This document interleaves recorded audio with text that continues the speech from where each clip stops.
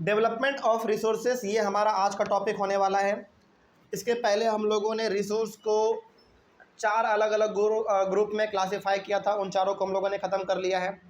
आज का टॉपिक है हमारा डेवलपमेंट ऑफ रिसोर्सेज। चलिए, बहुत ही छोटा सा टॉपिक है, इसको हम लोग कवर कर लेते हैं। देखिए, सबसे पहला पॉइंट इसमें लिखा हुआ है, resources are vital for human survival as well as for maintaining the quality of life. देखिए, कहीं ना कहीं आपको यह मानना पड़ेगा कि हम लोग ना चारों तरफ से रिसोर्सेज से घिरे हुए हैं। मतलब कि हम लोग चारों तरफ से ऐसे ऐसे चीज़ों से घिरे हुए हैं जो कि हर चीज़ हमारे काम में आ जा रहा है। जैसे सपोज कीजिए कि यदि आप अपने बेडरूम में बैठे हुए हैं, चलो बेडरूम छोड़ दो, क्लासरूम में अभी हम लोग बैठे हुए हैं, क्लासरूम का एग्जाम्पल लेते हैं। यदि आप क्लासरूम में बैठे हुए हैं तो जो जिस चीज़ पे आप बुक अपना रखे हुए हैं, तो क्या वो भी एक रिसोर्स है? बिल्कुल रिसोर्स है, क्योंकि वो आपकी ज़रूरत को पूरा कर रहा है। आप बुक पढ़ रहे हैं तो क्या बुक आपका रिसोर्स है? बिल्कुल आपका रिसोर्स है वो। आपने घड़ी पहना हुआ है, क्या घड़ी रिसोर्स है? बिल्कुल है। उसी प्रकार से आपके ऊपर अभी फ़ैन चल रहा है, फ़ैन का रिसोर्स हो गया?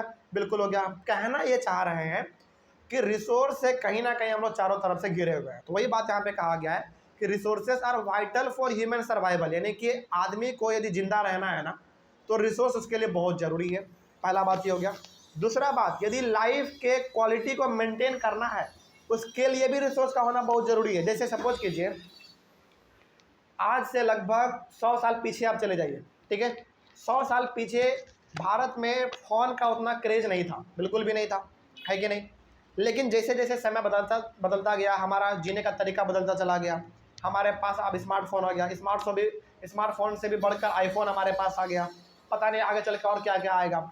तो यहाँ पे लाइफ के क्वालिटी को मेंटेन करने के लिए भी हमारे लिए रिसोर्स बहुत ही इंपॉर्टेंट है। कोई दिक्कत इसमें? चलो आगे बढ़ते हैं फिर। उसके बाद, it was believe that resources are free gifts of nature. ऐसा माना जाता है और ये बिल्कुल हकीकत भी है कि रिसोर्सेज जो है ना, वो नेचर के द्वारा हम लोगों को दिया हुआ बिल्कुल फ्री गिफ्ट है। सही बात है या गलत बात है? बिल्कुल सही बात है। मतलब कि क्या हवा नेचर के द्वारा हम लोगों को फ्री गिफ्ट है कि नहीं है? बिल्कुल है। जैसे मान लीजिए हमारा ये जो इन्वायरमेंट है, यदि वो हमको हवा दे रहा है, तो क्या बदले में वो कुछ मांग रहा है? क्या नहीं मांग रहा है। इसका मतलब वो हम लोगों को फ्री गिफ्ट ही है। अब फ्री गिफ्ट है, इसका मतलब ये नहीं है कि रिसोर्स को अंधाधुंध इस्तेमाल करना है, जैसे मन कर रहा है वैसे इस्तेमाल करना है, बर्बाद करना है, नहीं। इसका मतलब ये बिल्कुल भी नहीं होता है, ठीक है। लेकिन आगे बढ़ते हैं। But human beings use them indiscriminately and this has lead to the following major problems. लेकिन हम ह्यूमन बीइंग्स जानबूझ के रिसोर्स को बहुत गंदे तरीके से इस्तेमाल करते हैं। हम लोग यहाँ पे अपने आम भाषा में बिहार में क्या बोलते हैं? धड़कस के इस्तेमाल करना, एक वर्ड हम लोग यहाँ पे बेसिकली कॉमन लैंग्वेज है बिहार का। हम लोग बेसिकली जहाँ जिस मोहल्ले में रह रहे हैं आजकल, तो यहाँ पे बेसिकली एक वर्ड है धड़कस के इस्तेमाल करना। धड़कस के इस्तेमाल करने का मतलब क्या है? मतलब बहुत अंधाधुंध तरीके से। आप देखते हो, जैसे मान लीजिए किसी को यदि मतलब अपने घर से निकल के मार्केट जाना है सब्जी खरीदने के लिए, तो वो भी मतलब कि बाइक से जाएगा, है कि नहीं। और यदि उससे कोई ज़्यादा रईस है तो अपना 4 चक्का निकाल लेगा। मतलब कि चलो ठीक है, मानते हैं कि उसमें आपका पेट्रोल लगा है, आपका गाड़ी है, मानते हैं, ठीक है। लेकिन भाई उसमें जो आप पेट्रोल भरवा रहे हो वो तो आपका नहीं है ना, वो तो कहीं ना कहीं कभी ना कभी तो ख़त्म हो जाएगा। इसलिए ज़रूरी है कि रिसोर्स का सही तरीके से इस्तेमाल किया जाना चाहिए। हम मानते हैं कि रिसोर्स फ्री गिफ्ट है, लेकिन इसका मतलब ये तो नहीं हुआ कि उसको जैसे मन तैसे आप इस्तेमाल करेंगे। अब बहुत सारे लोगों के सामने आप बोलोगे कि आप गाड़ी से सब्जी लेने के लिए मत जाओ, तो वो उल्टा आप ही को बोलने लगेंगे, पेट्रोल मेरा, पैसा मेरा, गाड़ी मेरा, तो फिर तुम्हारा क्या जा रहा है ना।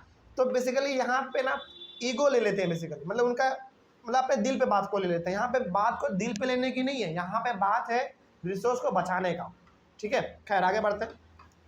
तो ह्यूमन बींग्स रिसोर्स को बहुत ही गंदे तरीके से इस्तेमाल करता है, जिसके वजह से अलग अलग प्रकार का समस्या क्रिएट हो जाता है। जैसे पहला समस्या यहाँ पे depletion of resources for satisfying the greed of few individuals.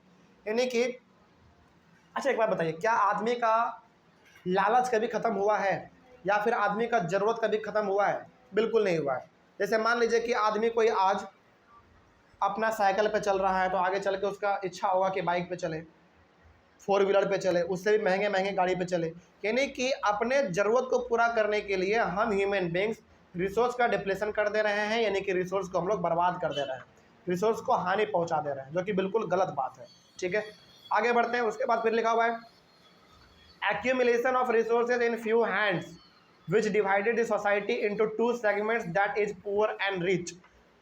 कई बार ऐसा होता है कि रिसोर्स के वजह से ना हमारे समाज में दूरियां बढ़ जाती है, यानी कि हमारा समाज डिवाइड हो जाता है गरीब में और अमीर में। इसका एग्जांपल हम आपको बताते हैं, जैसे समझिएगा, मुकेश अंबानी है, मुकेश अंबानी के बिल्डिंग में ही पूरा का पूरा पार्किंग बना हुआ है गाड़ी का, है ना। और एक आदमी मुकेश अंबानी के पास लगभग 100 गाड़ी आपको अलग अलग प्रकार के देखने को मिल जाएंगे, जो कि वो लगभग डेली नहीं चलाते हैं, कभी कभी होंगे तो चलाते होंगे, है ना। तो जरा सोचो उसके पास रिसोर्स कितना ज़्यादा है और हम जैसे आम आदमी के पास रिसोर्स कितना कम है। मतलब कि जिसके पास 100 गाड़ी है वो 100 गाड़ी का इस्तेमाल भी नहीं कर रहा है, और हमारे पास ज़रूरत है तो एक गाड़ी भी नहीं है।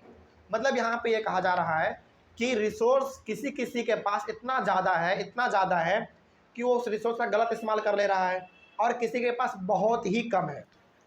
ज़रूरत तो है लेकिन रिसोर्स ही बहुत कम है, जिसके वजह से समाज में ना गरीब और अमीर जैसा एक सोसाइटी बन जाता है। बिल्कुल बनता है कि नहीं।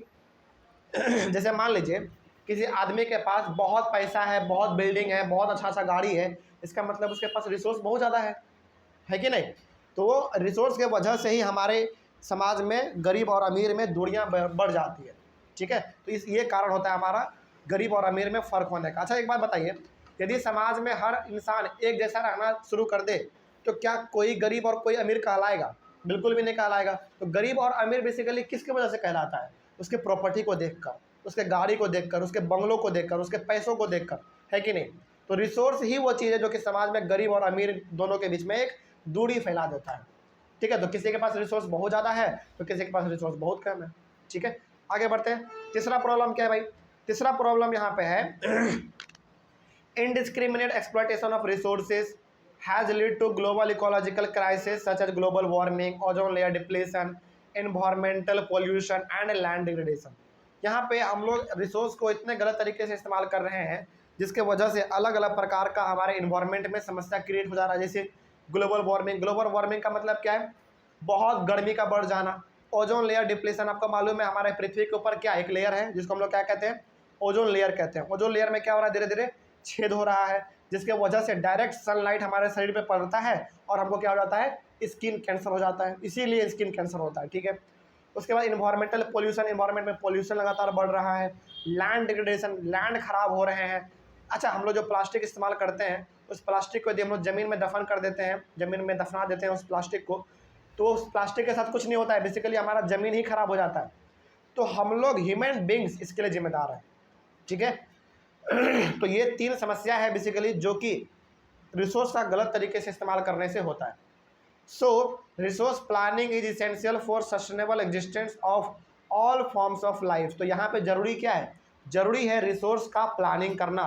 रिसोर्स प्लानिंग का मतलब होता है रिसोर्स का प्लानिंग करके, प्लान करके अच्छी तरीके से इस्तेमाल करना, उसको बर्बाद ना किया जाए, ठीक है। ये होता है हमारा रिसोर्स प्लानिंग। आगे पढ़ेंगे, हम लोगों को एक टॉपिक ही मिलेगा पूरा रिसोर्स प्लानिंग, तो रिसोर्स प्लानिंग के बारे में हम लोग पूरा पढ़ेंगे। आगे बढ़ते हैं। उसके बाद यहाँ पे आप एनसीईआरटी बुक को पढ़े यदि लाइन बाय लाइन पढ़ेंगे तो आपको एक टर्म मिलेगा जिसका नाम है सस्टेनेबल डेवलपमेंट, है ना। ये क्या होता है? इसका मतलब देखिए, sustainable development means development should take place without damaging the environment and development in the present should not compromise with the needs of the future generation. मतलब इसका ये हो गया, सस्टेनेबल डेवलपमेंट का मतलब होता है ये कि आप प्रेजेंट में जो डेवलपमेंट का काम कर रहे हो उसको इस तरीके से करो कि हमारा इन्वायरमेंट बिल्कुल भी खराब ना हो। यानी कि आपको जो काम करना है, आपको जो डेवलपमेंट का काम करना है आप वो करो, लेकिन जरा सा भी हमारे इन्वायरमेंट को क्षति नहीं पहुंचना चाहिए। पहला बात ये हो गया इसमें। दूसरा बात इसमें यह कहता है कि आपको आज के समय में जिस रिसोर्स का ज़रूरत है आप उस रिसोर्स का इस्तेमाल करो, जितना ज़रूरत है उतना आप करो, लेकिन इस हिसाब से करो कि आने वाले जनरेशन के लिए भी वो रिसोर्स हमारा बचा रहे। कोई दिक्कत इसमें? तो सस्टेनेबल डेवलपमेंट 2 बात कहता है। पहला बात ये कहता है कि आप जो डेवलपमेंट का काम अभी कर रहे हो आप वो करो, लेकिन हमारा इन्वायरमेंट खराब नहीं होना चाहिए, डैमेज नहीं होना चाहिए। पहला बात ये कहता है। दूसरा बात ये कहता है कि प्रेजेंट में जो आप डेवलपमेंट का काम कर रहे हो ना उसको आप करो, लेकिन इस हिसाब से करो कि आने वाले जनरेशन के लिए भी रिसोर्स बचा के रख दिया जाए ताकि वो भी उसका बेनिफिट उठा सके, ठीक है। यही हमारा होता है सस्टेनेबल डेवलपमेंट का मतलब।